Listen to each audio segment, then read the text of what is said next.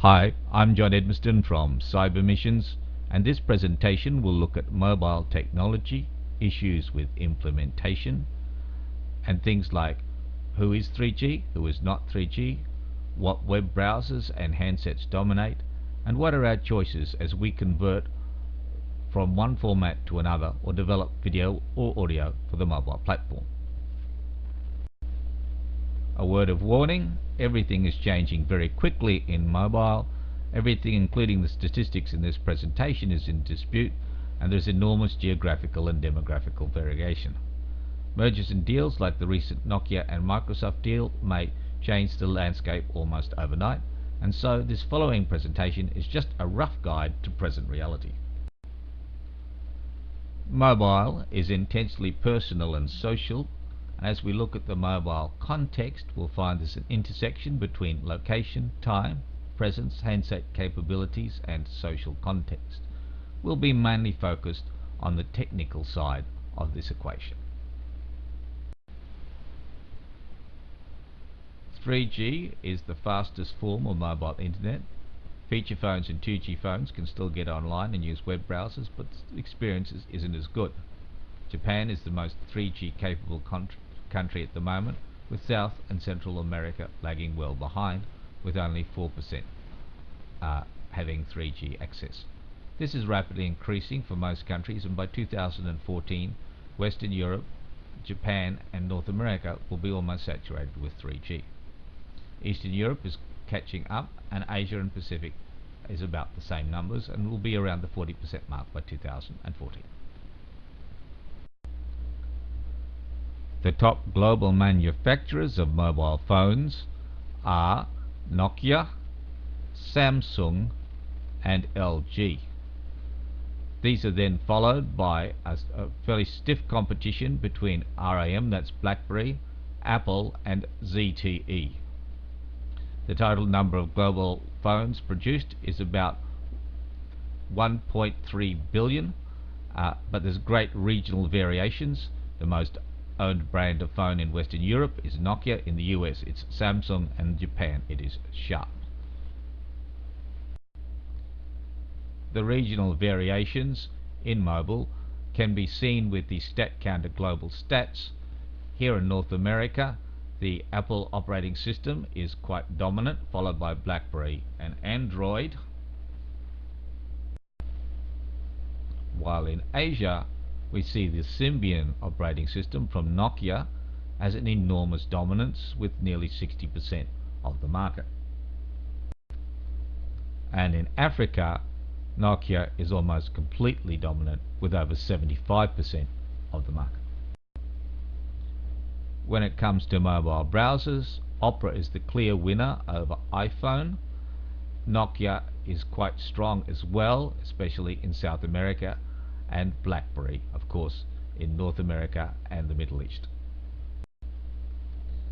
For mobile browsing, the iPhone is dominant. I think these are US statistics, but 65% of the actual browsing online is done on the iPhone. This is attributed to its much better user experience. However, many of the Android phones and other phones will soon catch up with iPhone in terms of user experience. As you develop for a mobile platform, there's only one search engine to worry about, and that's Google. It has 95% share of the market. Audio constraints. When you're doing Bible teaching, sermons or training, you can use mono, since you generally have just one voice, and a good setting is 11025 Hz and 16 or 32 kilobits per second.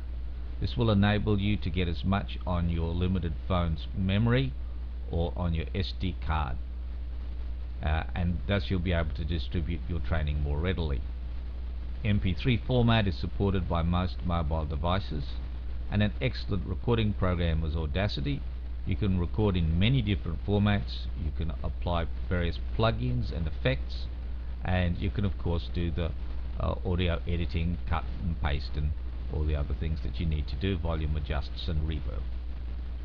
Audacity is a great editor, but you'll need to install the lame codec if you want MP3 file output. Another good program is Format Factory. It doesn't just convert audio files, it will convert video files as well, and it's constantly updated, and you will find that most of the modern cell phones and mobile phones are supported in Format Factory, and you can just convert for the device that's of choice. Video constraints. Video accounts for 69% of mobile data traffic due to its high bandwidth requirements. Now, the small screens on most phones place limits on the kind of video that you can develop. Your video should be simple and straightforward and should not have busy or crowded screens. Head and shoulder shots are good. The lower the frame rate, the better, especially if you're developing video for developing nations and those with less than excellent connections and less than excellent cell phones. Always keep in mind the network speed of the area that you're trying to serve and keep within the technical bounds of your viewers. Generally speaking, shorter is better when it comes to mobile video. Not too many people want to watch a 1.5 hour feature film on a small mobile screen. The stories that seem to work best are quirky, humorous, and have lots of human interests, and these get shared around by Bluetooth. In many situations, PowerPoint to video works well as it has a low frame rate and low bandwidth requirements and is relatively easy to develop. Format conversion is very important, and you need to get good conversion software for your target audience. Format Factory was mentioned earlier. It converts into various video and audio formats for mobile and is constantly updated. FF Coder, Super, and Next Video Converter are also fairly strong contenders, and with Super being a major geek's pick. Mobi Pocket Creator and Calibre eBook Creator will create mobile ebooks in various formats, for instance iPad, PRC, Kindle, and so on. They're very good. Calibre is constantly updated.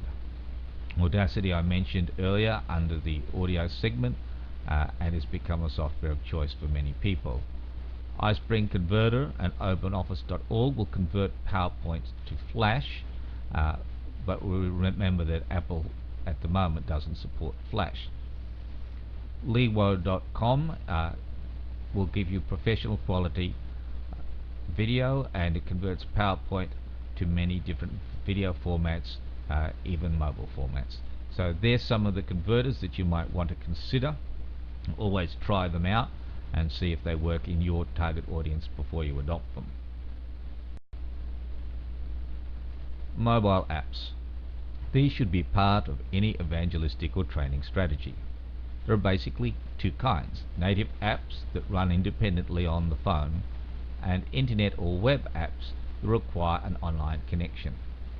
Apparently, internet apps still dominate according to the statistics that I've been able to find. The Android platform is catching up fast with the iPhone. There are basically two major development platforms at the moment, and that is iPhone and Android. Android is free, whereas iPhone, the developer has to pay to get on board and pass through the restrictions of the Apple Store. But Apple is still making the money and still has the name and the cachet. Flash and HTML5 as development languages may yet change the field, though again that's a matter of contention. There are many programmers who have developed app development frameworks that they claim that are free and fast, and which you don't need to be a programmer in order to use. Because of the long tail, specific apps work well. If you can write an app for a particular cultural group or niche interest group, they tend to be downloaded and stand out in the App Store. When it comes to app development, it helps to do a bit of research and find the easiest way to do it. BuzzTouch is a free mobile app builder for iPhone and Android. Might be a good place to start, along with Sweb Apps and Red Foundry. Wikipedia has some good articles on mobile application development and a list of digital distribution platforms for mobile devices. There's a lot of tutorials at W3 Schools, which has many different tutorials for internet developers and app developers. You can find how to build Android apps and the Android Developers Guide, of course, on the Android website itself. Bluetooth uses the 2.4 gigahertz spectrum, and it operates over a range of about 10 yards. It's starting to take off in Asia. It's common in the Middle East, where it's been used to share the gospel, and also it's reasonably common in Europe. However, because of the frequency choice, there are serious security and interference issues. Proximity marketing is when you share content or product via Bluetooth, either phone to phone, or device to device, or server to device. Bluetooth Blaster is a Bluetooth server that's mobile and can support up to 21 simultaneous connections, so it can feed data out to 21 different phones in an area such as a cafe or mall. A little bit about Cybermissions, which is the rather unique missions agency that I'm CEO of. We're based in Carson, California, and focused on delivering online training in developing world contexts. We have two main websites, globalchristians.org and cybermissions.org, and you can contact me on my email, johned@aibi.ph, or on the office phone, 310-549-6791. Thank you so much for listening to this presentation. I hope it's blessed you. It's been a privilege to be able to serve GCIA. Thank you and bye.